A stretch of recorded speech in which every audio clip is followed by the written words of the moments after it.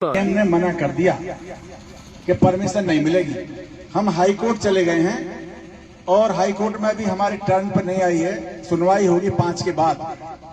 अगर 5 के बाद सुनवाई होती है तो 16 आने हमें परमिशन मिलेगी, क्योंकि अभिव्यक्ति का अधिकार है सबका।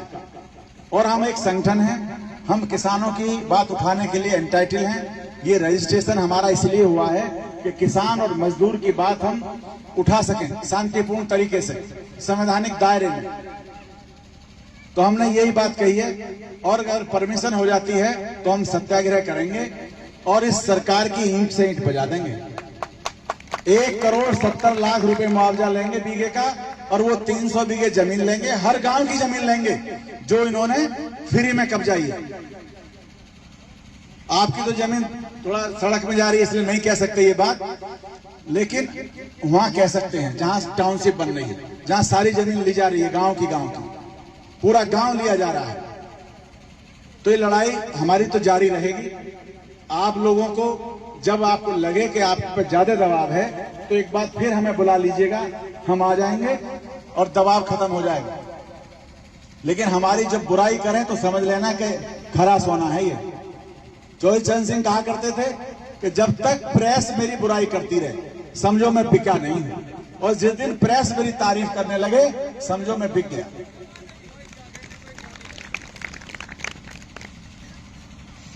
तो लड़ाई हम सबको कोई तीर नहीं चलाना, तलवार नहीं चलाना, बस अपने आप को मजबूत रखना है। ये अपना भरोसा रखना है कि कानून हमारे पक्ष में है। अपना रेट तो बताना है, सरकार का रेट नहीं बताना। 4 गुना 6 गुना से कोई मतलब नहीं। अगर रजिस्ट्री होती है तो जब 4 गुने की बात करे तो उससे कहना बेवकूफ है क्या, भांग पी के आया है क्या। 4 गुना से क्या मतलब? रजिस्ट्री करानी, रेट मुझसे तय कर, मेरी जमीन है। डीएम को बुलागा, रेट मुझसे तय करेगा। मैं तो 1 करोड़ रुपए बीघे लूंगा, लेनी हो ले, ना लेनी जा। हाईवे तो बनेगा ही, और 1 करोड़ रुपए बीघे देनी पड़ेगी अगर आप मजबूत रहे तो। इन्हीं शब्दों के साथ सुभाष चंद्र बोस की 2 लाइन मुझे याद आ रही हैं। पूरे देश में आज किसान लुट रहा है, किसान सोया हुआ है, मजदूर अपनी मजदूरी तय कर देता है 500, 600, 700 रुपए, लेकिन हमारा रेट तय नहीं होता, हमारी एमएसपी तय नहीं हुई, हमारा क्रेडिट कार्ड तय नहीं होता, हमें लोन नहीं मिलता। ऐसी स्थिति तब थी जब देश गुलाम था। तो सुभाष चंद्र बोस रंगून में आ गए थे लड़ते लड़ते। उनकी सेना पर न हथियार बचे, न खाने के लिए रोटी बची। तो उन्होंने कहा कि भाई चलो अब वर्मा जो है, मैं जिसे कहते हैं, वर्मा में उन्होंने एक सभा की, गांव में गए। उन्होंने कहा कि भाई ये आजादी की लड़ाई है और मेरे पास कुछ नहीं बचा है, मेरे सैनिक भी भूखे मर रहे हैं, आप पर जो हो वो दे दो।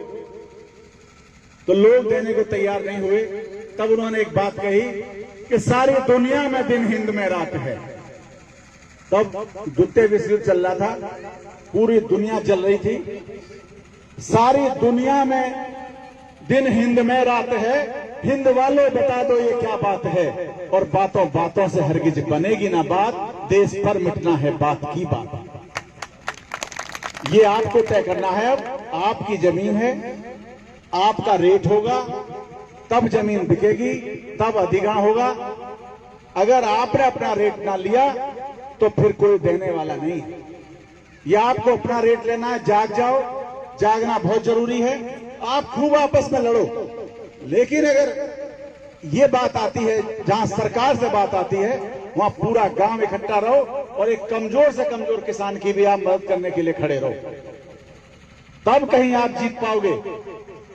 अगर आपने सोचा कि नहीं यार हमारी तो जाए ना रही, हमें क्या मतलब है, लेकिन अगर पटवारी आकर दबाव बनाता है एक कमजोर व्यक्ति पर जिसकी 1 बीघे जमीन हो, बेटी ब्याहने को हो, तो उसे घर पहुंच जाना, उस पटवारी से कहना 2 करोड़ रुपए देने हैं तो ले ले, नहीं तो जा यहाँ से। इस पे दबाव मत बनाना, है जमीन हमारी है, हमारे काम की है। करोगे ना ऐसा? पक्का वचन दो कि हम सब साथ रहेंगे, जमीन लूटने नहीं देंगे। जय हिंद, जय भारत। बहुत बहुत धन्यवाद नेताजी।